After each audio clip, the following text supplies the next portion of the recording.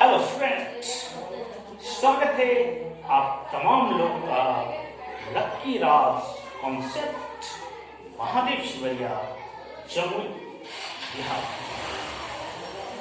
तो आइए आज हम लोग ज्योग्राफी के एक सुंदर सा अध्याय पढ़ते हैं जिसका नाम भूकंप है।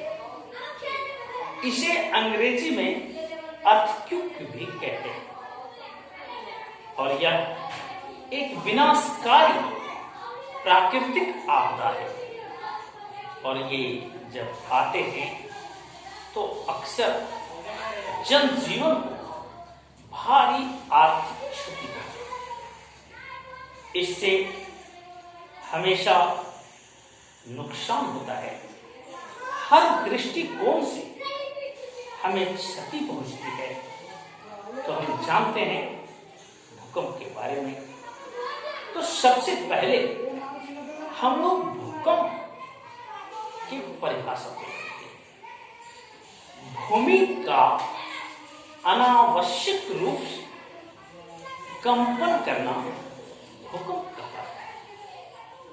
भूमि का अनावश्यक रूप से कंपन करना भूकंप कहलाता है।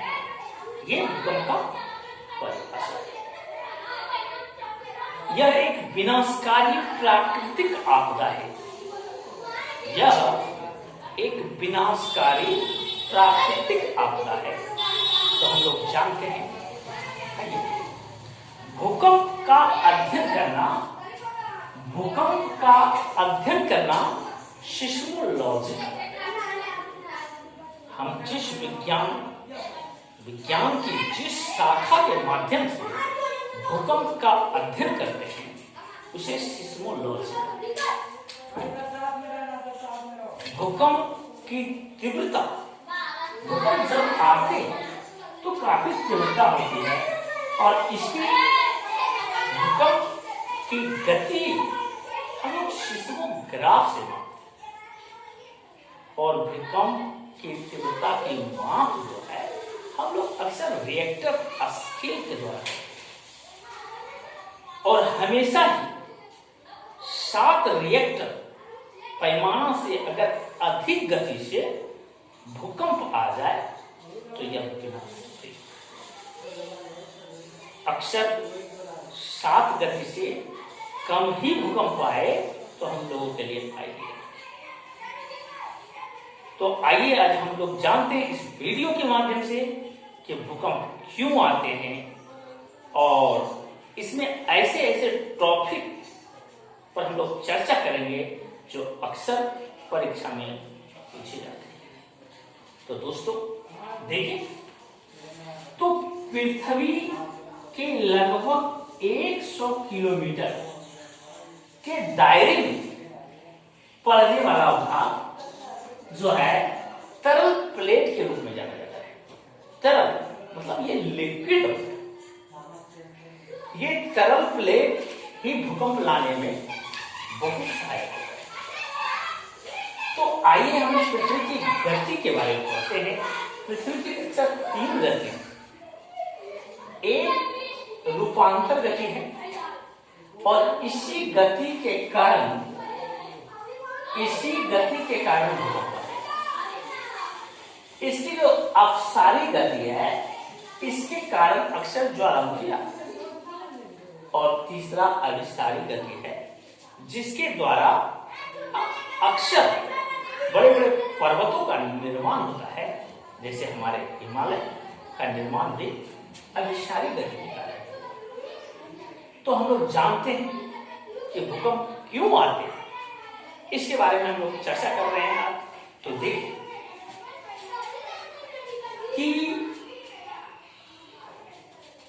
भूकंप जब आते हैं तो भूकंप जहां से शुरू होता है, भूकंप जहां से शुरू होता है उसे भूकंप का उद्गम केंद्र कहा जाता है। भूकंप की शुरुआत जिस केंद्र बिंदु से होती है उसे भूकंप का केंद्र कहा जाता है और भूकंप का झटका जहां पहले महसूस की जाती है अनुभव किया जाता है उसे अधिकेंद्र कहा जाता है।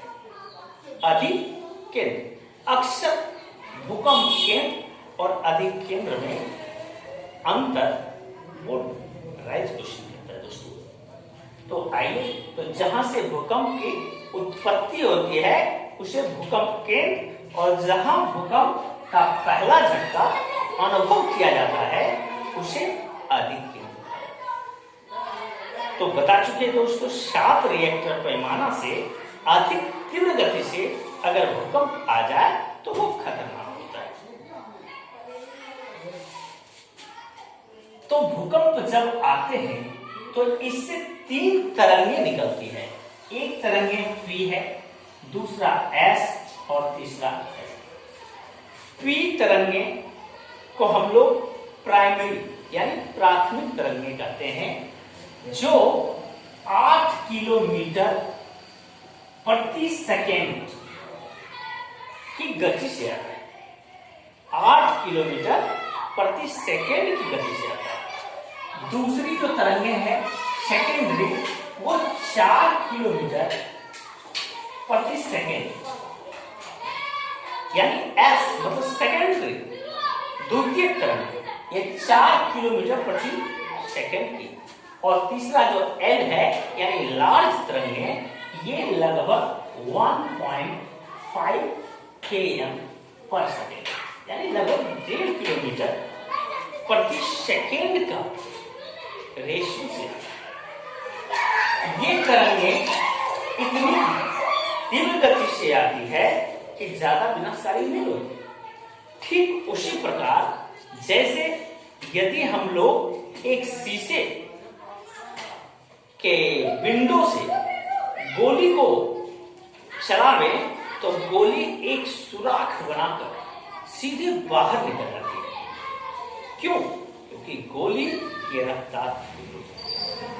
लेकिन यदि हम लोग उसी शीशे के विंडो को एक पत्थर से क्रॉस कराएं तो अक्सर वो विंडो टूट जाता है। क्यों? क्योंकि हमारे पत्थर की गति। तो अक्सर यही होता है दोस्तों, प्राथमिक तरंग जो इतनी तीव्र गति से आती है कि सीधे निकल जाती है, इससे क्षति कम होता है। लेकिन द्वितीय और लार्ज तरंगें इसकी गति बहुत धीमी होती है, जिसके कारण ये अधिक विनाशकारी होती है। तो हम अक्सर पूछे जाते हैं भूकंप के बाद सबसे पहले पृथ्वी पर आने वाली तरंग कौन सी है? तो पी तरंग। और सबसे बाद में आने वाली तरंग कौन सी है? तो एल तरंग। आज हम लोग फिर आगे जानते हैं कि ये प्राइमरी तरंग जो निकलते हैं बहुत गतिशील होते हैं। तो भूकंप एक प्राकृतिक बन जाता है आपदा, और यह जब टेक्टोनिक प्लेट आपस में विस्थापित हो जाते हैं, जिस प्रकार से ये एक ऊपर की ओर गति लगा रहा है और दूसरे नीचे की ओर, तो दोनों में जब विस्थापित हो जाते हैं तो टेक्टोनिक प्लेट का विस्थापित होने के प्रभाव से ही ऊपर कंपन होने लगता है, जिसके कारण भूकंप। तो दोस्तों, भूकंप यह बहुत ही एक विनाशकारी आपदा है, जिससे हमको अगर बचना है, सावधानियां हैं, तो हम लोग घर से बाहर निकल जाएं, खुले मैदान में चले जाएं, जहां जाने के बाद हम सो जाएं, मकान ना हो, कोई वृक्ष ना हो, ऐसे खुले मैदान में। लेकिन यदि मैं नहीं निकल सकता, यदि हम लोग भूकंप में अपने कमरे से बाहर नहीं निकल सकता, तो मैं कोशिश करूं कि अपने घरों के अंदर जो चौकी या मजबूत पलंग है उसके नीचे चले जाएं, ताकि मैं कुछ हद तक सुरक्षित रहूं। लेकिन यह एक ऐसा विनाशकारी आपदा है जिससे बचना बहुत मुश्किल है। आशा करते हैं, उम्मीद करते हैं कि यह वीडियो आप लोगों को काफी अच्छा लगा होगा। अगर आपको अच्छा लगे तो इस वीडियो को सब्सक्राइब कीजिए, लाइक कीजिए और अपने दोस्तों के पास शेयर करें। और मैं अगले अध्याय, उस अगले चैप्टर को आप लोगों के समक्ष अगले वीडियो में लाने के लिए कोशिश करूंगा। आप अपने कमेंट्स हमें अवश्य बताएं, इसके लिए मैं आप लोगों का